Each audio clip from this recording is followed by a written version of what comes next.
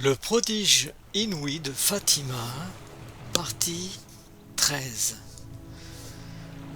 Le commentaire du secret par les voyants eux-mêmes.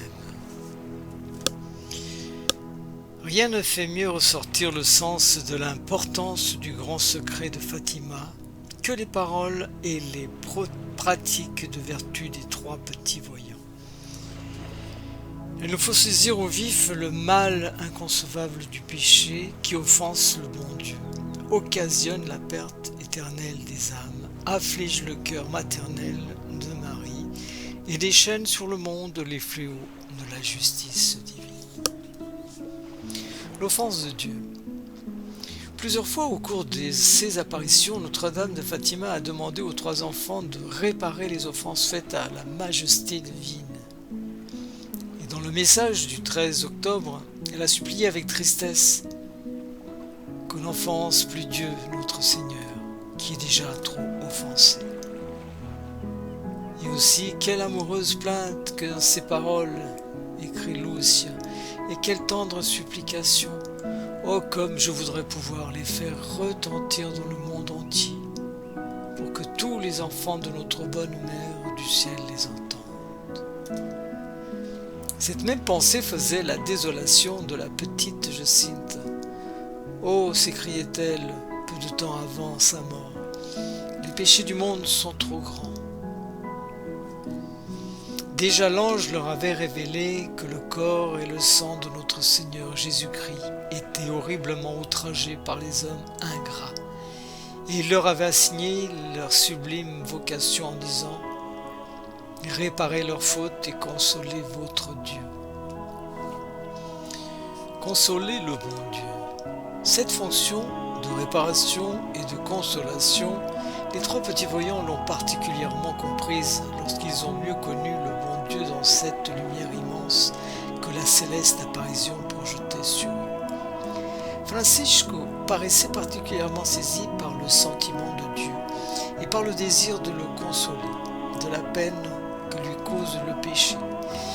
Il disait à ses petites compagnes « Nous étions tout enflammés dans cette lumière qui est Dieu, et cela ne nous brûlait pas. Comment c'est le bon Dieu ?»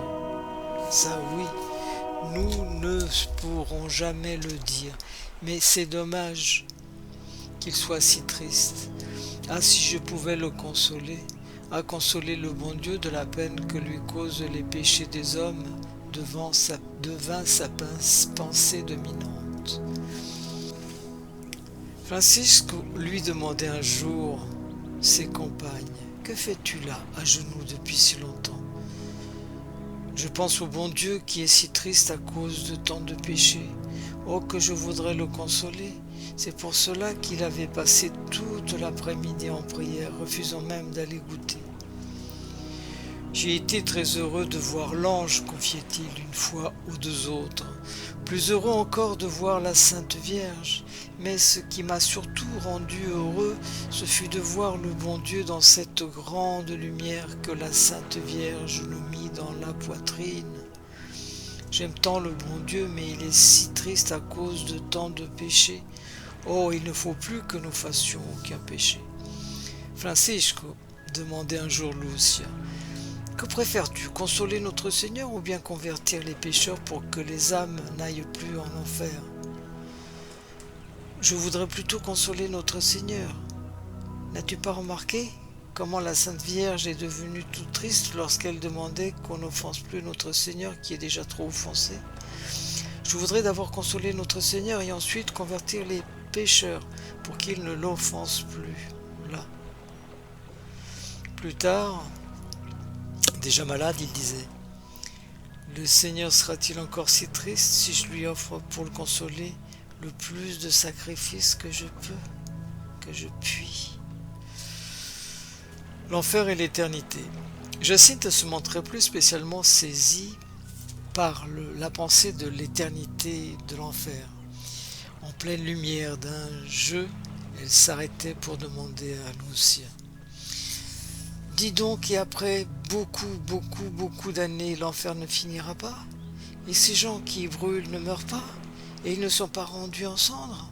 Et si nous prions encore pour les pécheurs, notre Seigneur ne les enverra plus en enfer? De même, si nous faisons des sacrifices pour eux, oh les pauvres malheureux, comme la Sainte Vierge est bonne de nous avoir déjà promis de nous emmener avec elle au ciel.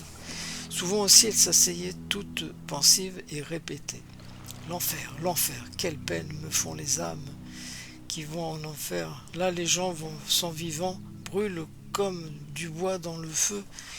Et toute tremblante d'émotion, elle tombait à genoux, les mains jointes, répétant avec ferveur: oh mon Jésus, pardonnez-nous nos péchés, préservez-nous du feu de l'enfer. Et conduisez toutes les âmes au ciel, surtout celles qui ont le plus besoin de votre miséricorde. Parfois, elle semblait se réveiller d'une profonde méditation et appelait les deux autres: voulez-vous prier avec moi? Il faut prier beaucoup pour empêcher les âmes de tomber en enfer. Il y en a tant qui y tombent. La foi nous révèle l'existence de l'enfer, mais beaucoup d'âmes ne méditent pas assez les vérités éternelles. Jacinthe s'en désolait. Ah, s'écriait-elle, si les pécheurs voyaient ce que c'est que l'enfer, comme nous l'avons vu, ils ne commettraient plus de péché et ils n'iraient plus en enfer. Et tout absorbée par cette pensée, elle répétait: tant de monde tombe en enfer, tant de monde. N'aie pas peur, lui suggérait Lucia. Un jour, toi, tu iras au ciel. Je le sais bien, la Sainte Vierge nous l'a promis, mais je voudrais que tous les autres y aillent aussi. Et pour aider les pécheurs à se convertir et à ne pas tomber en enfer, ces généreux enfants ne vivaient plus que de prières et de sacrifices héroïques, dont la description détaillée arrache parfois les larmes à ceux qui lisent le beau livre de leur vie. Il était 3 petits enfants.